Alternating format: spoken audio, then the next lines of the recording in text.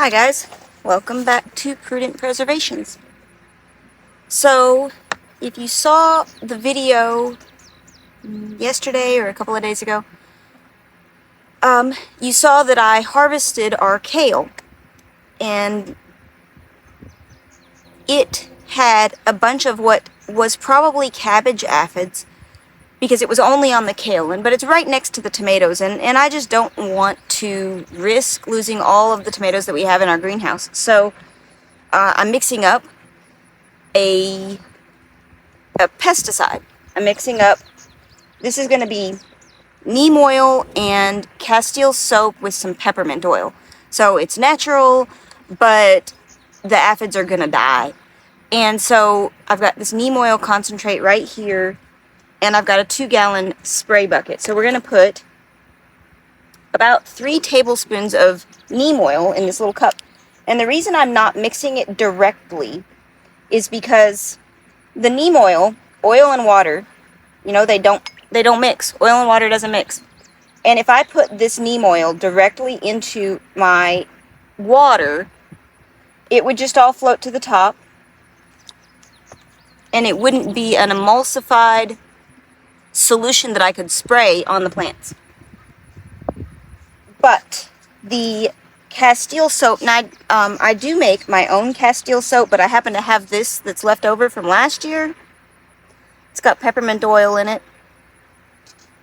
And so we're going to put about 2 tablespoons of that also, and that's going to help to get the neem oil to mix with the water. So it's going to make it into a nice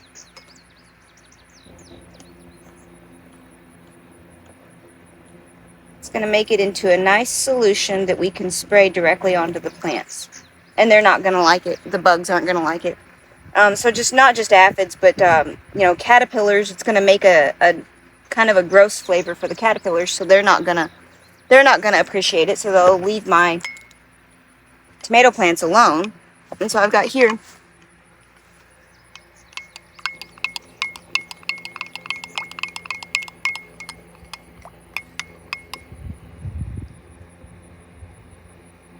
this solution here.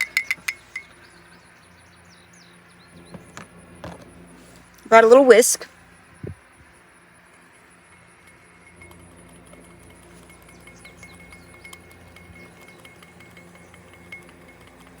So this is super easy. And to me, it smells, I can smell the peppermint and I can smell the stuff. But for the bugs, they're going to hate it. And so I've got this bucket here. This is just a 2-gallon bucket. And so you can see here I've got, this is only about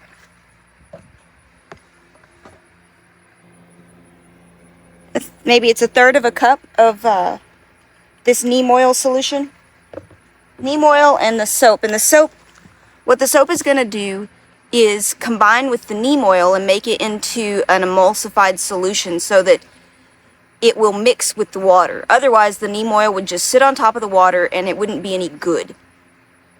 So we're going to get some water. We're going to fill this bucket up. And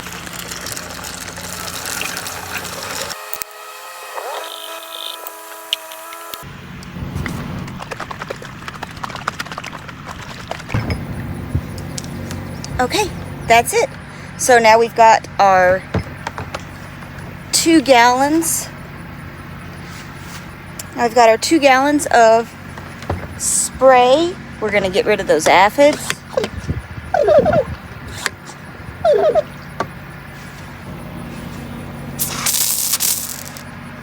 That's it. Very simple, very effective. The caterpillar worms and the aphids, they don't like it. So we're going to just go ahead and spray all the plants in the greenhouse with it. It's going to be fine. And you guys are going to follow along as I get this greenhouse back in shape, because I've neglected it. I planted in March and then I've never done a thing with it since. And if you guys saw the other video, you know that it is so overgrown. And one thing that I will say about this is that you can tell right now it's super bright and it's sunny and it's hot out. So we're going to wait until dusk to actually spray this, because if we were to spray the plants with it now, we risk the chance, especially in the greenhouse, of it frying the leaves. So we're just going to wait until it's dark and it's cooler before we actually apply this, because there is an oil in it and it will act as a magnifier for the sun, and so we don't want to burn the plants and then make it that much worse. So we're going to kill the aphids.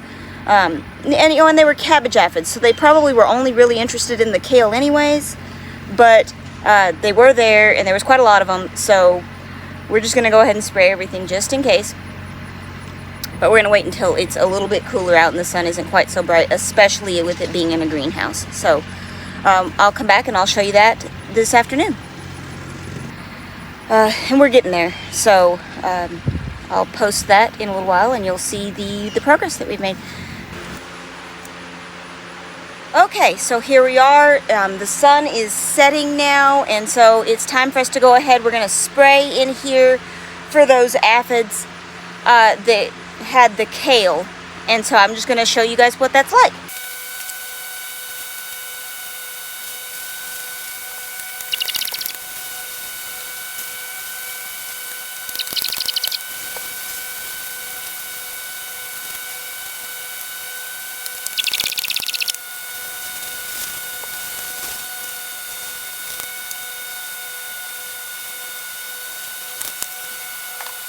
So we are done in here.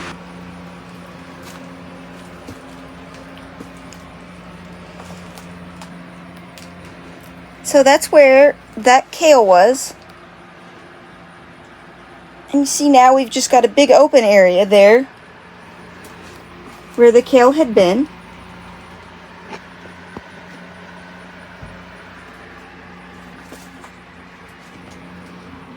And you notice when I was spraying all of these plants, I was really just focused on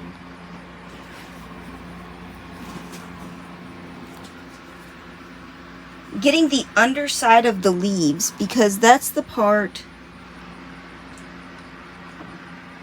where the aphids usually like to hide. I'm pretty sure I've got some leeks growing there in amongst the stuff.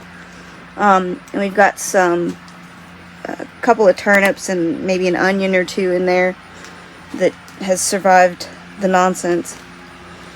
So I just made sure to spray up under all of the leaves of the tomato plants.